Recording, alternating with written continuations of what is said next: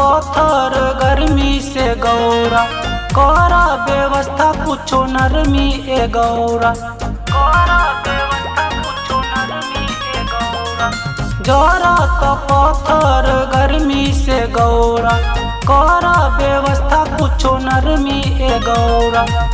लागत घाम बा बेचैन भइल चोला, बेचैन भइल चोला।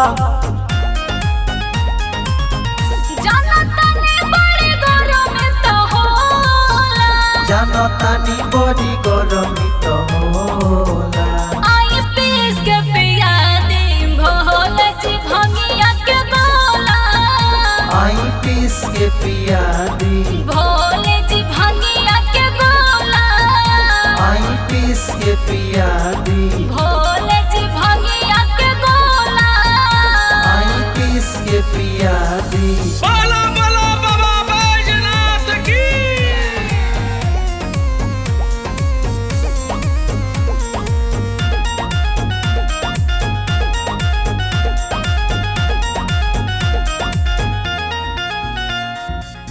बरसे न सावन पावन लागत न माह हो, तावत घाम अतना मारत धाह हो, मारत धाह हो। आई बूटी में ड्यूटी लगा ले, रखी तारे जे दो फुक चढ़ा ले आबा गौड़ा पुदीना भर झोला, पुदीना भर झोला।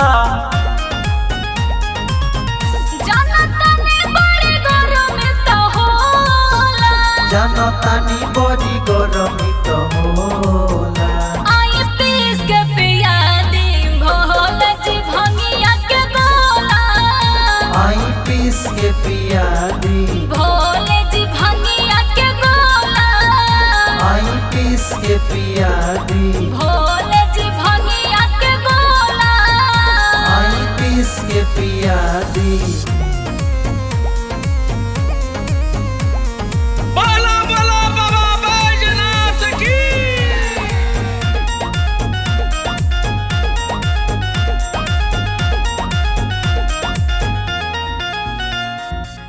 जटवा से खोल दी का गंगा जी के पानी, दूर कांवरियन के होई परेशानी, होई परेशानी। जितेंद्र विकास को रहलाए बड़े, धर श्रद्धा से जलवाए बड़े। दिखत बाटे सवे जपत बम भोला हो, जपत बम भोला।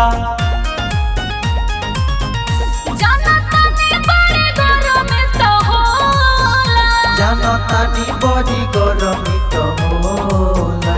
आई पीस के पिया दी भोला जी भंगिया के गोला, आई पीस के पिया दी भोले जी भंगिया के गोला, आई पीस के पिया